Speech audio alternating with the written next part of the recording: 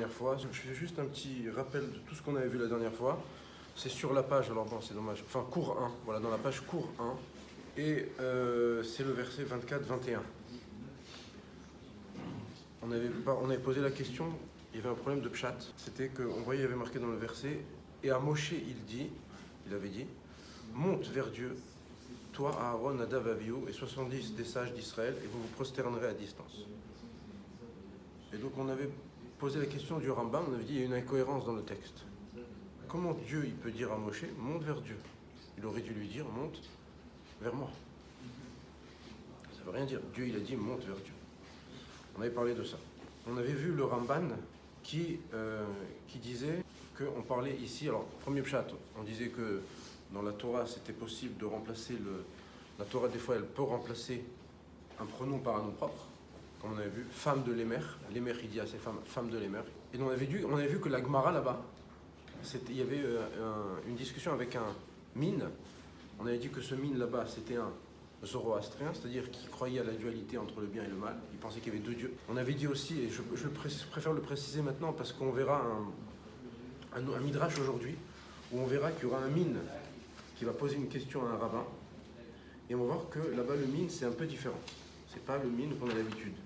C'est une autre sorte de personnage. On avait dit que le mine c'était générique. Ça pouvait être les premiers chrétiens, les juifs chrétiens, d'accord, quand Jésus il était au temple, et il y a pas mal de juifs qui étaient autour de lui. Et donc les premiers chrétiens, c'était des juifs.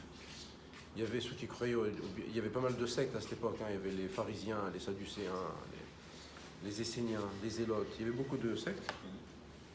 Et alors comme maintenant, mais la différence, c'est qu'ils discutaient ensemble à l'époque. Ils discutaient ensemble. Est-ce que la discussion c'était pour convaincre l'autre? Est-ce que c'était pour se moquer de l'autre? Ça dépend, des fois. Mais c'était souvent, il y avait une recherche de Chokhmah, on va dire. Cet hérétique qui va voir le Rav il dit, et il lui dit, comment ça se fait qu'il a marqué cette phrase? Alors il lui dit, parce que c'est un ange qui s'appelle Métatron, qui veut dire, on n'avait pas vu ça la semaine dernière, il peut y avoir deux significations c'est un mot, alors soit c'est en grec, soit c'est en latin. Si c'est en grec, ça voudrait dire méta, à côté de trône du trône, l'ange qui est à côté du trône, soit c'est Matator qui veut dire quelqu'un qui dirige, qui est devant qui garde, en fait, c'est l'officier qui est devant l'armée et qui va ouvrir le champ. Le Ramban, je pense pas que le Ramban il parlait latin, d'accord, parce qu'à son époque le latin c'était l'administration chrétienne qui parlait texte sacré du christianisme, qui parlait le chrétien, le latin. Et donc même voilà, quand il a débattu la fameuse dispute de Barcelone avec l'homme là-bas, le juif qui était renégat, c'était apparemment dans une langue, alors c'est sûr que lui, le renégat, connaissait le latin, mais lui non. En tout cas, pourquoi je dis ça? Parce que le Ramban, il dit que le Métatron, c'est celui qui va devant, qui va garder, qui va un peu en éclairage, pour garder le camp. Alors, pourquoi je dis, ça marche très bien dans les mots du verset, parce que c'est marqué dans le verset, pour te garder dans le chemin. Donc on voit que c'est peut-être sur l'ishmocha, c'est de veiller sur ta marche. Et c'est apparemment la définition de Métatron en latin, de garder de veiller sur ta marche. Donc il lui dit, le rabbin, dans le pasouk, donc prenez le pasouk, en fait, pourquoi je vous amène tout ça? Parce que je vais arriver en Onkelos en fait. Prenez le verset 23-21. Il lui dit, alors on avait vu que dans cette paracha, je reprends un peu rapidement, dans le 23-20, Akadosh Baruch Hu il dit à Moshe, je vais vous envoyer un ange qui va marcher, qui va vous garder. Rashi il dit, mais quel rapport? On vient de parler de ne pas manger du lait et de la viande et tu me parles maintenant d'envoyer un ange. Rashi dit, à ce moment-là, Akadosh Baruch Hu il avait dit à Moshe Rabbeinu, vous allez fauter, et sache qu'à l'époque de la faute du Vaudor, comme j'ai ramené dans le verset 33-3, Akadosh Baruch Hu il va dire, je ne monterai point au milieu de toi. Débrouillez-vous, vous avez été des gens encore têtus, etc., Vaudor, vous n'avez pas arrêté, débrouillez-vous, je ne monte pas avec vous. Sur ce, Moshe, on avait vu qu'il avait répondu en 30 à 15, quelques versets après. Il lui dit, si ta face ne nous guide pas, alors ne nous fais pas monter d'ici. Il lui dit, regarde, tu as un plan, nous amener avec toi, on veut monter que avec toi. Si tu nous emmènes un ange, on ne veut pas. Cet ange-là, regardez ce qui a marqué avant, je reprends 23-21, Ishamer mipana bushma bekolo altamerbo. C'est-à-dire que cet ange-là, qui est apparemment Métatron, l'ange qui est d'après le Ramban, il est... alors on avait dit, encore une fois, hein, on avait dit que ce genre de sujet, ça demande beaucoup de prudence, de faire attention. Voilà, ça montre la complexité de la Torah, ça montre qu'il y a plusieurs strates, ça ouvre des champs de connaissances auxquels des fois on n'a pas l'habitude, mais avec prudence et humilité de voir ce genre de choses pour pas... On avait vu l'histoire de Acher. On a vu que l'histoire de Acher, le problème c'était ça, c'est que cet ange-là, d'après le Ramban, c'est Yud Kevavke, Kishemi Bekirmo, mon nom Yud Kevavke, il est dans cet ange-là. Et Kishemi Bekirbo, quand mon nom est en lui, c'est-à-dire que mon Yud Kevavke, il est dans cet ange-là.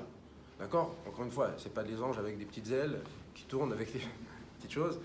Non, on est peut-être un peu imbibé d'art chrétien, où il représentait les anges, etc. Mais ici, on a compris on parle de concept.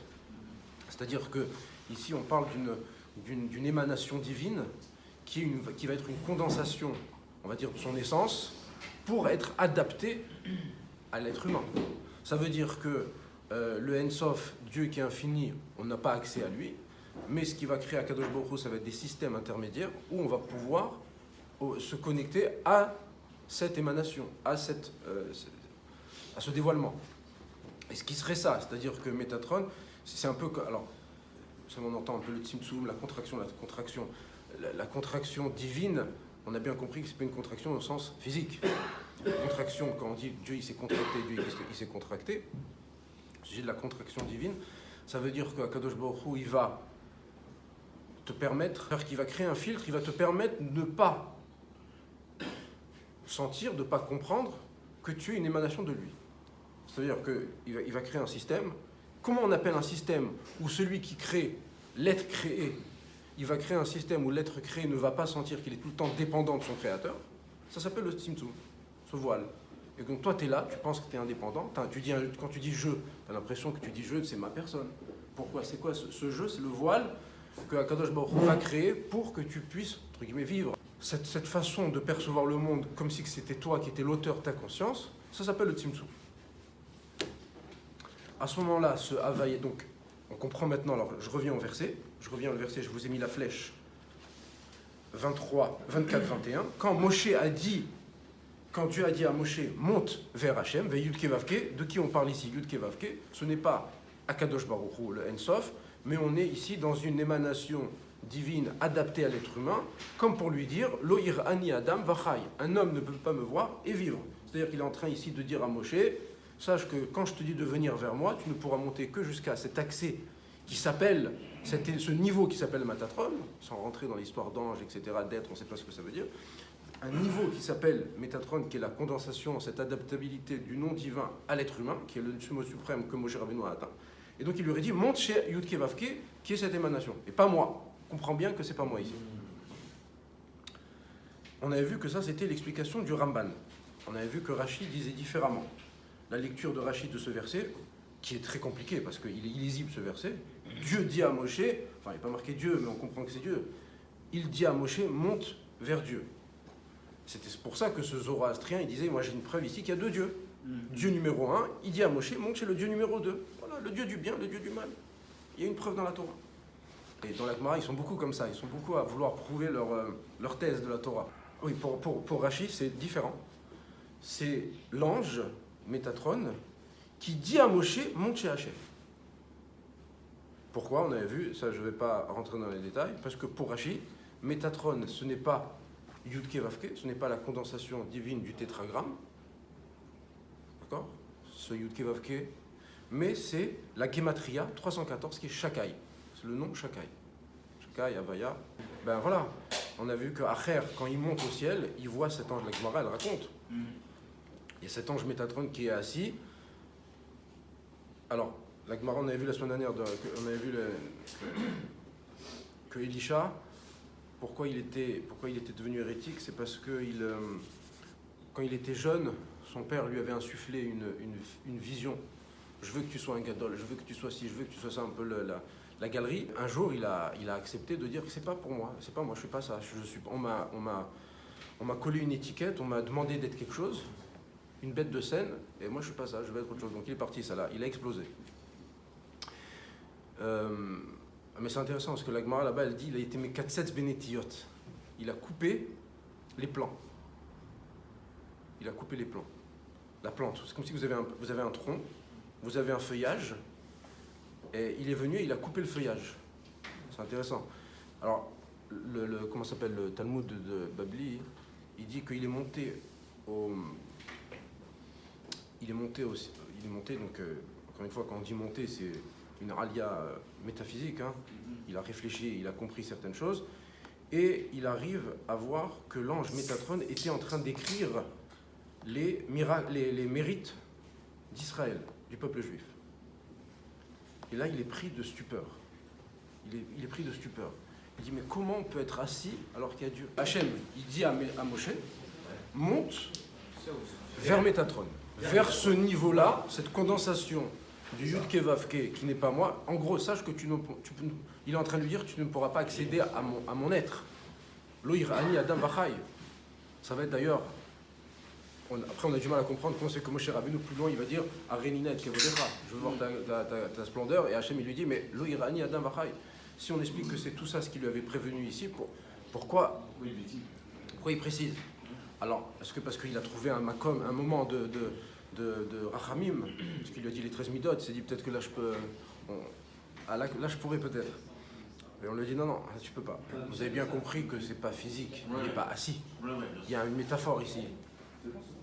L'idée c'est de comprendre que, alors voilà, après c'est Elisha ben Avouya, il a été très sensible à cette histoire de un ange qui écrit les mérites d'Israël. Ça veut dire qu'Israël il a un statut différent. C'est-à-dire qu'il a senti ici, entre guillemets, un traitement préférentiel du peuple juif. Et dans sa sensibilité, on va dire, humaniste, universelle, etc., il te dit, les juifs ne doivent pas être traités différemment que les goïms. On est tous égaux devant Dieu, on est tous des humains, le peuple des humains, et il n'y a pas à être traité plus ou moins que les autres. Et en voyant que cet ange-là, il est assis, ça veut dire qu'il y a un traitement préférentiel vis-à-vis des bénis Israël, il a dit, moi, non, c'est pas normal, ça remet en cause cette idée de justice universelle. Hachem, tu nous demandes d'être juste avec tout le monde, or toi, t'es pas vraiment juste avec les juifs, puisque tu les juges différemment, tu leur permets que l'ange est assis, donc il y a une préférence, et donc je pars. Tout ce qu'on m'a raconté, c'est des bêtises, et j'y vais. C'est pour ça qu'il est parti, et tout de suite il se tourne vers les plaisirs de ce monde. Et c'est la puissance, ça? Pour nous, je ne juge pas, je dis juste l'interprétation. Si on devait juger. Alors le problème, c'est que quelqu'un qui est dérangé par ça, d'ailleurs la Gemara elle raconte tout de suite après qu'il a été dérangé par ça, tout de suite cet ange-là, on l'a fouetté avec 60 coups de fouet, mais on lui a effacé tout de suite tous ses mérites. Tu n'as plus le droit c'est-à-dire que la personne qui relève, qui remarque, qui relève, qui exprime ce genre de différence, qui entre, on va dire, après je veux pas de porter d'interprétation maintenant, c'est pas, en tout cas voilà, je vous dis un peu l'effet brut, pour qu'on essaie de comprendre cette histoire d'être assis, etc., pour que ça nous touche un petit peu. Et donc il a dit, si c'est comme ça, alors je m'en vais. C'est-à-dire, dans le Yerushalmi, quand il a compris que ce qu'on lui avait demandé d'être, c'était pas lui, il a dit, mais je suis un autre. Moi, c'est un autre. Alors que dans le Talmud de Babli, celui ou la personne qui a dit que c'est un autre, c'est la prostituée. Parce que quand Elisha il est venu il vient, il lui dit, donc il lui demande de faire la Avera, à ce moment-là, il lui dit, mais toi, t'es le gars de l'Ador. Ça va pas quoi, t'es Elisha ben Avouya. Il lui dit, mais non, pas du tout. Tu veux que je te montre que je transgresse Shabbat? Il prend la figue, il l'arrache. Là, à ce moment-là, il dit, ah d'accord, donc t'es pas Elisha ben Avouya, parce qu'Elisha ben Avouya, il transgresse pas le Shabbat. Elle a dit, ah c'est un autre. C'est elle qui a dit sur lui que c'est un autre. Donc je reprends le verset, sois circonspect à son égard. Là, c'est quand Kadosh Baruch Hu, je reviens, Hachem, il dit à Moshe, j'enverrai un ange. J'enverrai un ange. D'après Rashi, il est en train de lui annoncer qu'ils vont fauter. Hachem, il lui dit, cet ange-là, Ishamer Mipanav, fais attention, sois docile à sa voix, ne te rebelle pas contre lui. Je donne le pshat littéral. Hein. Al tamerbo, ça veut dire ne te rebelle pas contre lui. Alors que dans la Gemara, quand le Rav y répond à l'hérétique, il lui dit cette phrase-là, c'est pas ne te rebelle pas contre lui, parce que cette phrase-là, d'après l'hérétique, elle va dans son sens. Si tu es en train de dire ne te rebelle pas contre lui, c'est-à-dire qu'il a une autorité.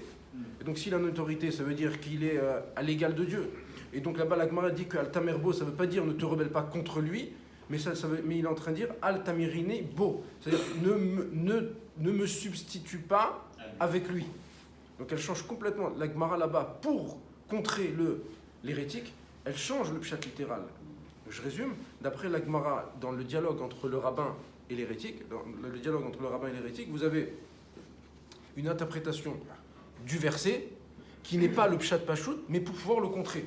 Mais il ne va pas lui avouer qu'il y a ici, c'est vrai, c'est polysémique. Il y a ce terme tamer, il peut vouloir dire substituer, mais aussi rebeller. C'est ça l'intéressant. Il y a la tmoura, qui veut dire la substitution, mais il y a aussi être mored. Vous savez, le ben sorer ou moré. La même racine, moré, ça peut être et substitution, soit rébellion. Et donc ici, le dialogue va jouer sur ces deux définitions.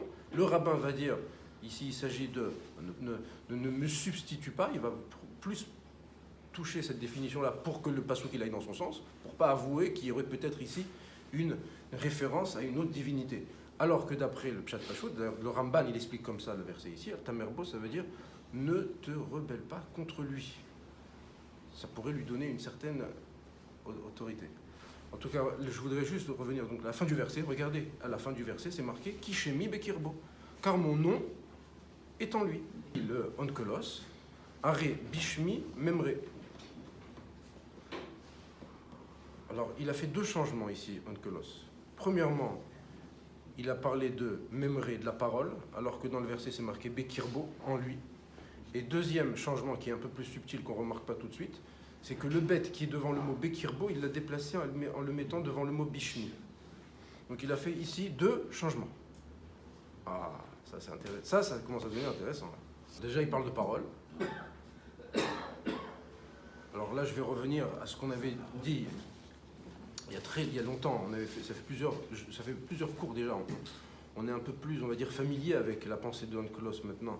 Et on sait qu'il a une sensibilité anthropomorphique qui est exacerbée, Onkelos. C'est-à-dire qu'à chaque fois qu'il verra un anthropomorphisme, qu'il verra attribuer à Dieu un certain caractère humain, il ne veut pas qu'on se trompe. Donc il va vraiment faire un changement. Premièrement, vous avez vu que, je vous ai dit, si je traduis littéralement les mots d'Onkelos, on va traduire Onkelos ensemble, il dit, le pasuk c'est Kibishmi Bekirbo, je mets mon nom est en lui, c'est-à-dire Yudke Vavke, il est incarné dans cet ange-là, alors que Onkelos, il vient et il traduit, car par mon nom, il parle. Ça veut dire qu'on n'est plus du tout dans un nom, parce que vous savez que dans le judaïsme, le nom, il représente l'essence. Donc quand je dis que le nom, il est dans cet ange-là, ça voudrait dire qu'il y a de l'essence divine. Tu peux tout me dire, condensation, tu peux me parler de plein de noms, mais tu es en train de me dire que l'essence divine, elle est en lui. Ça lui a posé problème à Onkelos, et on verra que Onkelos, ça va être donc dans beaucoup de ses commentaires, il va transformer le texte pour lutter contre le christianisme. À cette époque-là, d'après il est en 135, 140, là véritablement le christianisme il a commencé à monter. C'est-à-dire que ça commence avec Jésus en 30, 40. Ensuite, vous avez Paul en 60, 70. Là, il y a les premiers juifs, les premiers chrétiens qui sont juifs, commencent à adhérer à lui. Destruction du temple. Là, les Sadducéens, ils vont complètement disparaître puisque eux, tout tourne autour du sacerdoce, du Beth Amikdash. Donc, plus Beth Amikdash, plus de Sadducéens. Les pharisiens, les rabbins, ils vont restructurer le judaïsme en apportant beaucoup de réformes. Plus grands réformateurs, c'est les rabbins de la Gemara, c'est ce qu'on le dise, qui ont restructuré le Talmud pour sauver le judaïsme. Celui qui a fait le plus grand changement, c'est Rabbi Yehuda Hanassi, qui a décidé d'annuler, entre guillemets, un commandement pour écrire la Torah. On oublie en plus qu'il s'appuie sur un verset qui est extrêmement étonnant. Et donc il va lutter contre le christianisme dans pas mal de ses commentaires. De dire que le verbe, le nom divin, il est incarné dans un ange, il y a des relents dans beaucoup de commentaires, il va lutter contre ça. C'est pour ça qu'il dit, alors, premièrement, il ne dit pas, car, vous pouvez dire comme ça, car, vous avez vu qu'il met un bet devant le mot chémi. Il ne dit pas qui chémi bé memre. Il dit qui bishmi memre. Car, et là je vais dire l'explication de Onkelos, Onkelos il est en train de dire, car c'est par mon nom qu'il parle, dans le sens où quand il parle, c'est en mon nom il parle. Vous avez vu le chemin qu'il a fait Onkelos entre le littéral qui est mon nom est incarné en lui, à c'est en mon nom qu'il parle. Ne sois pas rebelle contre lui, car c'est en mon nom qu'il parle. Voilà un changement énorme d'Onkelos, encore une fois un clin d'œil pour éviter qu'on se trompe. Et que, voilà, il faut savoir qu'à cette époque-là, il y avait beaucoup. Et donc la force, le christianisme, il a été très fort. Il a attiré beaucoup de monde. On le verra tout à l'heure un petit peu parce que. Alors, la rupture définitive, c'est avec Bar Korba, quoi. Ça, c'était très intéressant parce que quand il y a eu la deuxième révolte des Romains avec Bar Korba, vous avez, imaginez-vous, vous avez les Juifs chrétiens qui disent Jésus, c'est notre Messie. Et en face, tu as Rabbi Akiva qui dit mais non, notre Messie, c'est Bar Korba. Mais quand les Juifs se font rétamer, il y a 500 000 morts, les chrétiens, ils disent c'est qui notre Messie? C'est le vôtre ou c'est le nôtre? C'est le nôtre. Donc là, il y a rupture définitive. De plus, Jésus à l'époque, d'ailleurs c'est ramené dans les évangiles de Luc, où il y a la prophétie de Jésus qui dit cet endroit sera un amas de pierres. Donc il avait prophétisé la destruction du temple. Il avait compris qu'il y allait avoir une destruction. C'était là, avec les Romains, etc. Il avait peut-être une perception politique assez fine. Et donc ils se sont dit, regardez, il a prévu la destruction du temple. En plus, votre Messie Bar Korba, il s'est planté complètement, il s'est fait tuer, il y a eu 500 000 morts. Voilà, là il y a eu rupture définitive à ce moment-là, ce qui fait que les chrétiens, ils ont pris beaucoup, jusqu'à que ça, c'est devenu la religion d'État de l'Empire romain en 350. Et donc, dans beaucoup de commentaires, Onkelos, il fallait qu'il, à ce moment-là, en l'an 135, qui est l'élève de Rabbi Yoshua et Rabbi Akiva, nous l'oublions pas, de Rabbi Yoshua et de Rabbi Eliezer, il va, dans beaucoup de commentaires, faire des allusions pour lutter contre le christianisme. Alors, ça n'a pas été le dernier, et il faut savoir que ça, j'ai vu ça il y a longtemps, mais j'ai vu qu'il y avait un livre qui est sorti, c'est Rashi. Quand vous prenez le commentaire de Rashi sur le Cantique des Cantiques, vous avez complètement ici il lutte contre le christianisme. En filigrane, c'est-à-dire les thèmes du judaïsme, l'alliance qui est brisée, le peuple qui est entier, etc. Dans les commentaires il y a un professeur qui est émérite d'histoire juive qui s'appelle Avraham Grossman. Lui, il a écrit un livre qui s'appelle Rashi et le débat judéo-chrétien. Il montre là-bas que Rashi, dans son commentaire du Cantique des Cantiques, Rashi utilise son commentaire comme un outil pour contrer la propagande chrétienne. Et dans beaucoup d'endroits, alors un exemple dans le commentaire là-bas, dans le chapitre d'Alet 4, verset 8, il insiste, par exemple, Rashi là-bas, il insiste sur le fait que Dieu accompagne Israël même en exil et qu'il finira par le restaurer. Et cette lecture, elle contredit complètement l'idée chrétienne d'un rejet divin du peuple juif et soutient au contraire l'idée d'une présence divine constante au côté d'Israël, même dans l'adversité. Il va utiliser ce verset, l'exégèse, et dans pas mal de psukim, de Shirachirim, on a Rashi qui lutte contre le christianisme. Alors, revenons. D'accord, donc c'est clair ou pas l'idée du verset? Vous avez vu comment il change l'ordre des mots et en rajoutant quelque chose pour montrer, voilà, c'est-à-dire qu'en fait le texte littéral, lui, il parle d'une proximité très forte. Vous avez cet ange-là, comme on a dit, Métatron, qui est proche de Dieu, alors que vous avez complètement la traduction de Onkelos, qui est une sensibilité anti-anthropomorphique. On ne veut pas que tu me parles que l'essence divine peut être contenue dans un ange, qui va être cette émanation. Bon. Alors, ouais, je voulais ramener un verset où on voyait cette histoire. Je voulais ramener juste après. Vous avez vu ou pas dans la page cours 2, Vaïtaler, Chanor, et Elohim, Ve'enenu. Chanor, marcher avec Dieu, Ve'enenu, littéralement, et il n'est plus, Kilakachoto Elohim. Car Dieu l'avait pris. Il fait exprès de vous amener, l'encadrer. Vous avez vu dans la page ici, il y a deux versions d'Onkelos. Il y a une version qui dit Velaitoi, il n'est plus, Areamit Yate Hashem, parce que Dieu l'a tué. Et entre parenthèses, il y a une autre version, Veitoi, il existe, Are la Amit Yate Hashem, Dieu ne l'a pas tué. Dans les versions très fiables d'Onkelos, comme je vous ai dit, je travaille sur un texte, sur sa thèse de doctorat, etc., sur Onkelos, donc il est parti vraiment chercher tous les manuscrits, toutes les ktavim qui sont vraiment très fiables. Alors dans les ktavim fiables, dans les manuscrits fiables, c'est la première version, c'est-à-dire Velaitoi, il n'est plus, Are Amitiate Hashem, et Dieu l'a tué. Are Amitiate Hashem, celui-là, il l'a tué, mais c'est pas marqué il l'a tué, c'est marqué il l'a pris. Qu'est-ce que ça veut dire il l'a pris? Qu'est-ce que ça veut dire il l'a pris? Alors, vous savez, cette question qu'il l'a posée, qu'est-ce qu'elle veut dire? C'est le Midrash. Et c'est pour ça que là, il y a les minimes. Ces minimes-là, alors vous avez vu qu'on revoit des minimes qui sont là. La Gemara, jamais les Midrashim, ils rentrent dans les détails de c'est qui se mine. Et c'est tout le temps à vous de faire le travail dans le contexte de comprendre. Est-ce qu'il croit à la dualité d'un Dieu du bien et du mal? Est-ce que c'est un premier chrétien? Est-ce que c'est un hérétique ça va être qui cette personne-là? En l'occurrence ici, cette personne, elle va être un chrétien, un juif chrétien. Puisque, comme vous savez, d'après certaines versions, Dieu il a fait monter Hanor, et pour eux ils disent, t'as vu, il a ressuscité. Donc en fait, Hanor, il s'est transformé en Jésus. Donc ça serait d'ici qui prendrait le chrétien que tu vois, l'Akachoto Elohim. Hanor, il est monté, d'ailleurs, toute l'histoire d'Enoch, le livre d'Enoch, il y a un livre qui s'appelle le livre d'Enoch, mais il n'est pas rentré, les rabbins n'ont pas voulu le faire rentrer dans le canon. Et donc en fait, c'est très tu vas voir, alors c'est très bizarre sur cette histoire, parce que tu auras des midrashim qui vont le détruire Hanor, tu vas voir, c'est très ambigu, et il y en a d'autres qui vont le réhabiliter.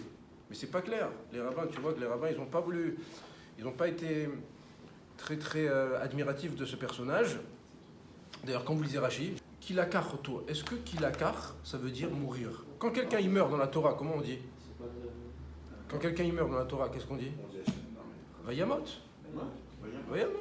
Il y a deux versions dans Rashi. Tzadik Aya, c'était un tzadik. Vekal, Bedarato la chouv l'erchia, c'était un homme qui était très volatile. C'est-à-dire, il était tzadik, mais vite il est devenu Racha, tzadik, Racha. Il était en dents de scie. Un jour, il était très fervent, la tchouva, la tfila, la Torah et tout. L'autre jour, tu le retrouves. Et après, hop, tu le tzadik, il était comme ça. C'était un homme qui n'était pas tellement stable, Rachid. Il dit, alors bon, il dit, calme et darato la chouv l'erchia. Vous pouvez dire aussi qu'il a été comme ça. Les fichach, mihev akadosh baruch hu vesilko. Akadosh baruch hu, il a fait vite, il a enlevé de ce monde avant son temps, avant qu'il fasse la vera. À quoi Rachid répond ici? Rachid répond à ce lakar. Pourquoi on emploie ici lakar? Parce que Yamot, généralement, c'est mis dans quelqu'un qui a atteint, on va dire, l'âge lequel il devait partir. Lakar, ça veut dire on le prie, mais c'était pas prévu. C'était pas prévu. Alors, Aminim Shalou et Rabbi Abaou, je vous lis le Midrash, Bereshit Rabba, Kafhe, Aleph. Mais Aminim Shalou et Rabbi Abaou, les Minim, ont demandé à Rabbi Abaou. Amroulo, ils lui ont dit, Enanu Motsi Mita le Chanor. Ils lui disent, mais on ne trouve pas que Chanor, il est mort. Il n'y a pas marqué Mita, il n'est pas mort, Chanor. Marlem, il leur a dit, Lama, d'où vous sortez ça? Il dit, mais parce qu'il y a marqué qu'il est Kicha. Il y a marqué, il l'a pris. Et où on a vu qu'une personne, quand Dieu il l'a pris, il est monté au ciel et il n'est pas mort? Eliaou Navi. Eliaou Navi. Donc Élie monta au ciel, donc il y a Elisha, etc. Et il y a marqué, Élie monta au ciel dans un tourbillon. À cette vue, Elisha s'écria, mon père, char et cavalerie d'Israël. Et il ne le vit plus. Alors il saisit ses vêtements et les déchira de part en part. Donc il lui dit voilà, il lui dit on a trouvé, vous avez vu qu'il est parti chercher dans les Nevi'im, dans les prophètes. Il n'est pas marqué dans la Torah que prendre ça veut dire mourir. Il a dû partir aller dans les rois, Melachim. Donc il lui dit t'as vu, il n'y a pas mort. Donc le Rav il dit d'où vous savez qu'il n'est pas mort? Parce qu'il y a marqué Lakar. Et de même que dans Eliyahu Lakar ça veut dire monter au ciel. De même que Hanor il est monté au ciel. Réponse du Rav. Il dit ah c'est ce terme-là qui vous dérange, les Kicha. Mais allez voir Yézéchiel, dans Yecheskel. Qu'est-ce qu'il y a marqué dans Yecheskel? Kavdalet 16. Il y a marqué Ben Adam, fils de l'homme, Inini lo keach mimcha, je vais t'enlever, et mahma denecha b'magefa, je vais t'enlever les délices de tes yeux par un coup soudain. Velotispod, velotifke, velotavo dimatecha, tu ne te lamenteras pas, tu ne pleureras pas, et tes larmes ne couleront pas. Donc on voit là-bas avec l'histoire de la magefa, que lakar ça veut dire mourir. Vous voyez que Onkelos il a traduit différemment. Onkelos il traduit Velaitoi are amit yate Hashem. Dieu l'a tué. L'autre version, vous savez ce qu'elle dit? Elle est en train de dire exactement ce que les hérétiques ils ont dit. Veitoi, il est là, Dieu ne l'a pas tué. C'était exactement la version de ces minimes.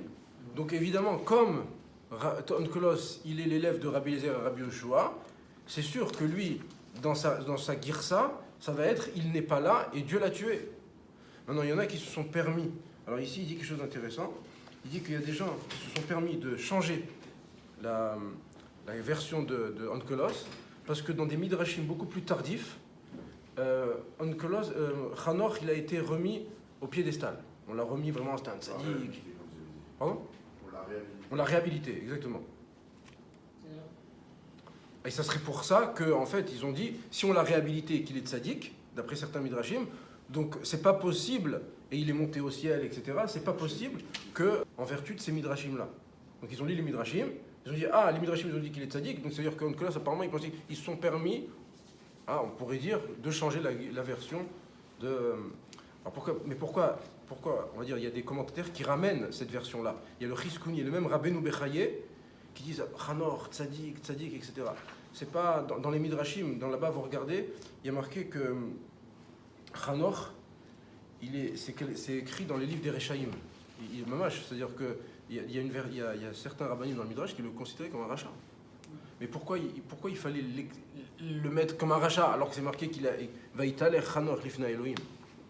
Parce qu'il fallait complètement évincer cette idée qu'il n'est pas mort. Qu'il n'est pas mort. Il y a aussi une autre vous pouvez dire aussi Vaïtaler, mais bon ça c'est une version un peu plus ésotérique. Donc soit Dieu l'a pris, c'est-à-dire il est monté vivant au ciel, soit Dieu l'a pris, il est devenu Matatron. Tu sors ça, c'est le Yonatan. Yonatan, bien sûr, le pseudo-Yonatan, comme on dit, parce que je vous ai dit, il est faussement attribué à Yonatan ben Uziel.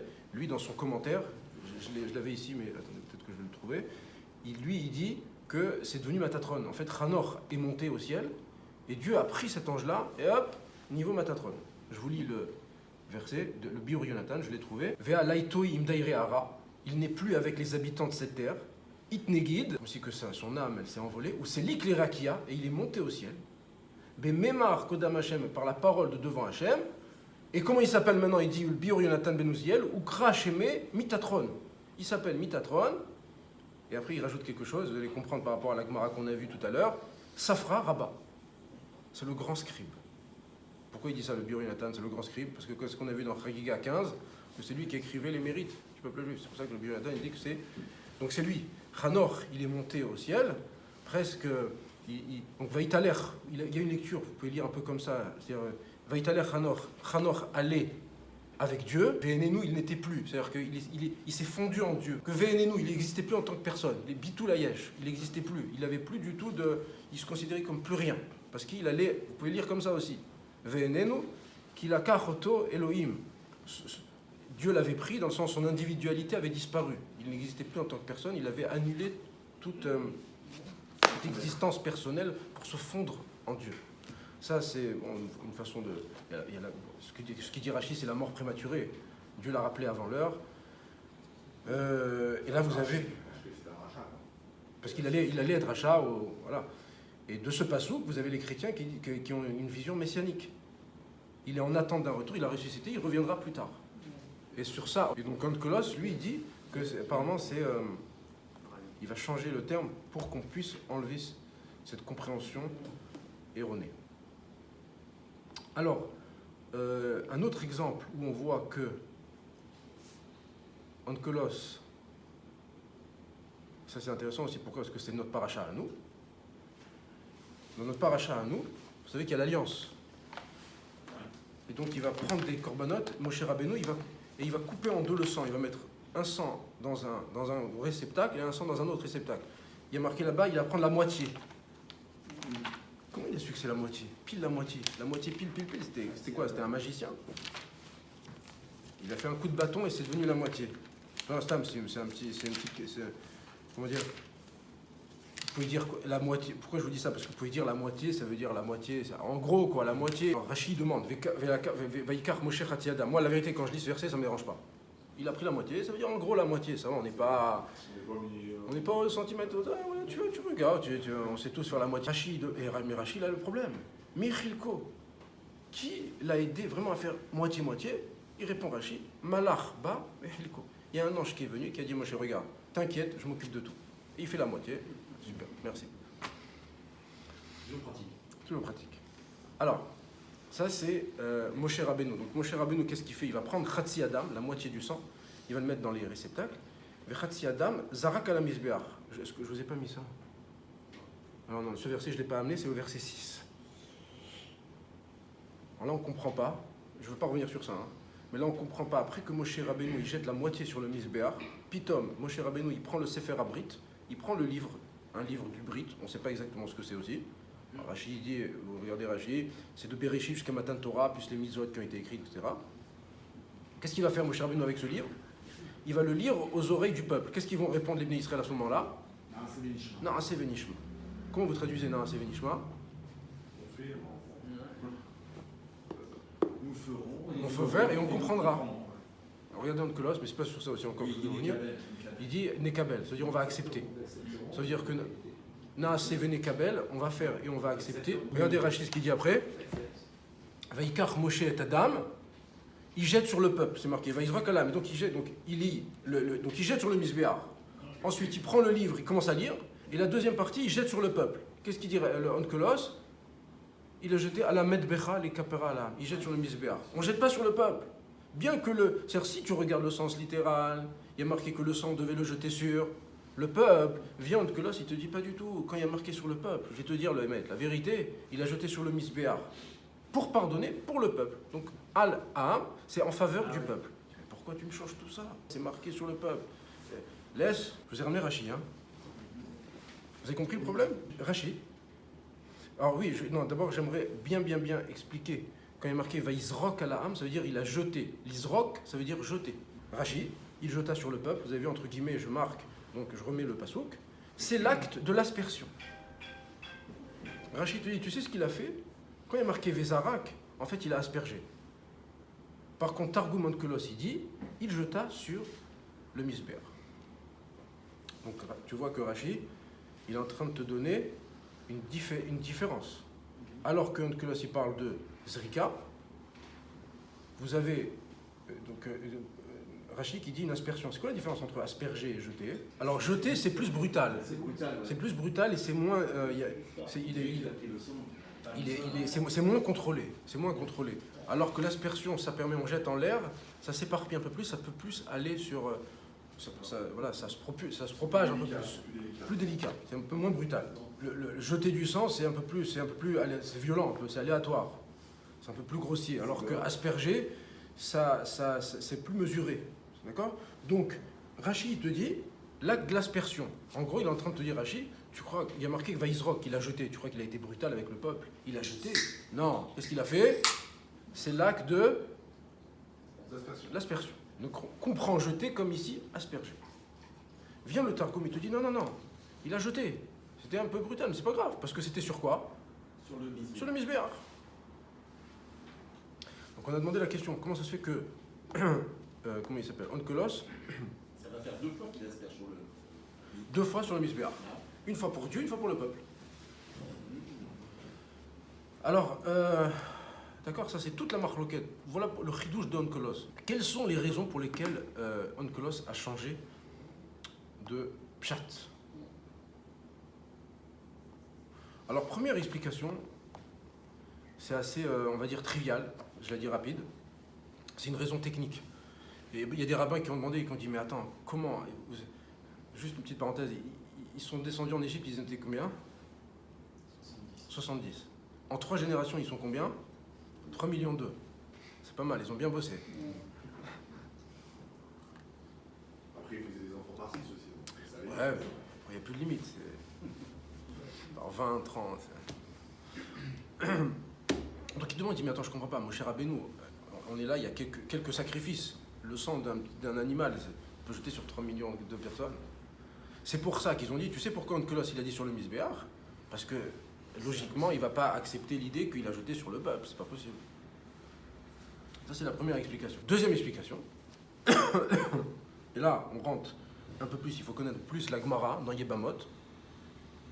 Et il y a une grande marloquette entre les Tanaïm, donc là c'est intéressant parce que c'est les maîtres de Onkelos. On a Rabbi Yoshua et Rabbi Eliezer qui discutent. Donc c'est pas mal, là on a une discussion des maîtres de Onkelos et on va voir comme qui apparemment il tranche Onkelos. La marloquette dans la Gemara dans Yebamot 46b, elle demande, elle dit est-ce que un guerre, un converti, il doit se tremper au mikvé dans son processus de giour, de conversion? D'après Rabbi Yoshua, alors, maintenant je vais dire autre chose. Est-ce qu'il y a eu aspersion? D'après Rabbi Yoshua, il y a eu aspersion sur le peuple. Donc Rabbi Yoshua dans la Gemara là-bas, il dit bien sûr, Moshe Rabbeinu, il a jeté sur le peuple. Alors que, d'après Rabbi Eliezer, il dit pas du tout. Il n'a pas jeté sur le peuple, il a jeté sur le Misbéar. Donc Onkelos, il a tranché un peu, apparemment comme, vous allez me dire, d'accord, mais là on est sur l'aspersion. Alors qu'on a parlé au début du mikvé, est-ce qu'il faut se tremper ou pas? Oui, parce que là, il faut rajouter une autre halakha. Il y a un klal chez nous qui nous dit que quand il y a aspersion, il y a trempage au mikvé. S'il n'y a pas d'aspersion, il n'y a pas de trempage. D'accord? C'est un klal, bidé chazal, les chachamim ils ont ce klal, que tout celui qui a besoin d'aspersion, alors il doit se tremper d'abord au mikvé. Or ici, il n'y avait pas d'aspersion d'après Rabbi Eliezer, donc il n'y avait pas besoin de mikvé. Et c'est comme ça que, donc aujourd'hui, codifie la halakha. Est-ce qu'il faut se tremper ou pas? Rabbi Yoshua, pardon, il dit qu'il faut se tremper, puisqu'il y a eu Hazaa, et comme il y a eu aspersion, il y a besoin de Tvila, ils se sont convertis. Alors que d'après Rabbi Eliezer, il n'y a pas eu de Hazaa, d'aspersion, donc il n'y a pas besoin de mikvé. Est-ce que vous avez compris la corrélation? Donc d'après Rabbi Eliezer, cette aspersion du sang, elle n'était pas sur le peuple, c'était sur le misbéach. Et donc j'ai aucun fondement de postuler qu'il faut se tremper au mikvé. Et donc il n'y a pas de mécor d'après Rabbi Eliezer. Tu allais voir Rabbi Eliezer, le Tana, tu lui dis il faut se tremper au mikvé quand on se convertit? Pas du tout. Je n'ai aucun mécor, aucun enseignement dans la Torah qui me dit qu'ils se sont trempés, puisqu'il n'y a pas eu Hazaa, puisque la Hazaa elle était sur l'aspersion, elle était sur le misbéach. Donc il n'y avait pas d'Hazaa, donc il n'y avait pas de Tvila. Donc si tu me demandes est-ce qu'il faut qu'un guerre pour se convertir, pas du tout. Il faut juste la circoncision. Vous pouvez expliquer juste une seconde, je sais que c'est peut-être pas dans l'ordre du jour, mais il y a marqué, mon cher Rabbeinu, il va dire car c'est faire un brit. C'est quoi ça? C'est pas ça. Parce que si c'est un sefer abrit, c'est peut-être un accord pour dire que là il y a une alliance, il y a un brit, donc Oui, alors exactement. Alors, à ce moment-là, il prend le livre, il écrit, je vais dire un enseignement du fils du Meachiloach. Il dit, vous avez vu que depuis le début, les Bnei Israël, Naasé, on va faire. Pitom, maintenant, ils disent Naasé Venishma. Pourquoi, après que Moshe Rabbeinu, il prend un livre, les Bnei Israël, ils viennent, ils disent Naasé Venishma? Réponse, parce que tant que c'est oral, tu dialogues avec Moshe. Dès que c'est en livre, dès que c'est en texte, là tu dis on va faire et on va interpréter. C'est pour ça qu'il est marqué Nishma. Tu peux expliquer aussi Nishma dans le sens, et vous voyez que ça va très bien avec le verset. Au début c'est marqué Naasé, il n'y a pas d'histoire de Sefer. Pitom, Moshe Rabbeinu, il prend un Sefer, qu'est-ce qu'il dit les Bnei Israël? On va faire et on va interpréter. On va prendre les 13 midot, on va prendre les 13 règles d'herméneutique, etc. Et on va interpréter parce que maintenant il y a de l'écrit, il y aura de l'écrit. Tout ce qui est écrit, tout ce qui est texte, c'est soumis à de l'interprétation. Alors que quand tu dialogues avec Moshe, quand Moshe Rabbeinu, ça restait, encore une fois, quand c'était oral, il n'y avait pas de livre. Tu demandais à Moshe, mais qu'est-ce que tu as voulu dire? Qu'est-ce que c'est? Qu'est-ce que ça? Mais là, maintenant, il y aura un intermédiaire qui va être le livre. Donc l'auteur n'est plus là. Je ne peux plus lui demander ce qu'il se pensait. Pourquoi? Parce qu'il y a un texte. Il y a un texte. Dès qu'on dit un texte, ça veut dire que l'auteur n'est plus là, dans le sens où il te transmet maintenant le livre. Il lui dit, voilà, on va coécrire le livre. J'ai écrit, je te donne des grandes orientations. Maintenant, toi, avec les grandes lignes, tu vas continuer à écrire. La Torah orale, c'est quoi? C'est une coécriture avec Dieu. On continue à écrire la Torah avec Dieu. On la fait vivre. La halakha, ça marche. On coécrit le livre. Il y a plusieurs choses. Il y a Dieu et il y a nous. On continue à l'interpréter, on la fait vivre, on la fait avancer. C'est une association. Et donc, je conclus sur ça, parce que c'est ça, en fait, le sujet. C'est que la troisième explication que certains voient ici chez Onkelos, c'est pour lutter contre le baptême chrétien, qui est l'aspersion. C'est-à-dire que...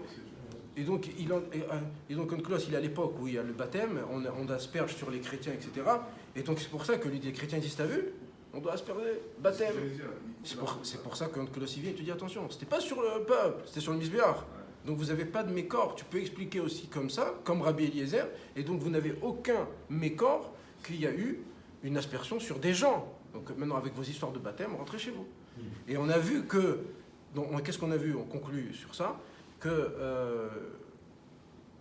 dans plusieurs versets, et c'est à ça, bon, on n'a pas le temps de le faire maintenant, parce que les versets d'après, ils sont succulents, ils sont magnifiques. C'est aussi encore sur la vision de... Je conclus juste sur ça. Il y a le temps, hein, pas Milcha, donc... Pour l'instant, il n'y a pas de crâne. pour l'instant il n'y a pas mis. Non, pour l'instant, il n'y a J'ai pas. pas J'ai mis envoyé des messages. Vous vous rappelez que on avait vu la dernière fois que Dieu, tous les dialogues entre Moshe et Dieu, il lui a dit ne monte pas. Ensuite, juste avant le matin de Torah, il dit il ne faut pas voir. Moshe Rabbeinu il dit mais Hachem, je ne comprends pas. Tu m'as dit, j'explique d'après le Rashbam, hein, tu nous as dit qu'il ne faut pas monter, mais tu me dis il ne faut pas voir. Qu'est-ce qui se passe? Alors, bon, j'ouvre une parenthèse, mais j'aime pas cette explication parce qu'elle est un peu, je trouve que, alors que c'est une explication que j'ai vue. C'est que à Kadosh Baruch Hu, le dialogue ici, il serait que Moshe Rabbeinu il dit à Moshe, Hachem il dit à Moshe, il ne faut pas aussi qu'il voit, et Moshe Rabbeinu il dit à Hachem, c'est trop dur. Tu crois qu'ils ne pourront pas voir et aller bourrer les éclats? Non, ils seront curieux de voir. Hachem dit, t'as raison, je reviens sur ce que je dis, ils pourront voir. L'idée, c'était de dire qu'il ne faut pas monter et voir. Ça, c'est la mort. Celui qui monte et voit, Hachem, il dit, ça, c'est la mort. Maintenant, voir, éviter. Maintenant, celui qui voit, il ne va pas mourir. Je ne comprends pas. Regardez le verset. Dans cette paracha, ils ont vu Dieu et ils allaient mourir. Regardez le verset, Exode 24, 10.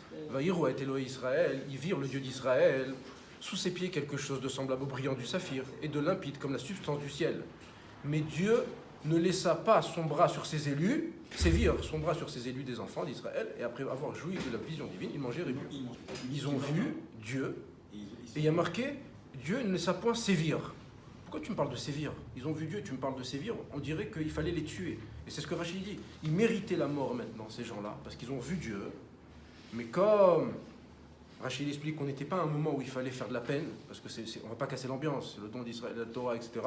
On ne va pas tuer les gens, on ferme l'œil, mais on attend le moment voulu, et quand ils vont rentrer là-bas à Nadav et Avihu, ils vont mourir, parce qu'apparemment, ça serait eux qui ont vu Dieu en mangeant et en buvant, et donc ça va être eux qui vont amener le feu étranger, qui vont mourir, d'après certaines traditions. Pourquoi ils vont mourir?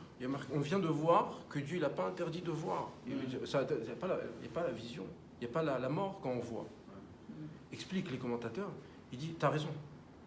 Mais alors là, il faut voir le Rambam, ce qu'il dit, quand on parle de vision ici, je vous lis le Moreh Nevuchim, et ils virent, on est dans une vision métaphysique.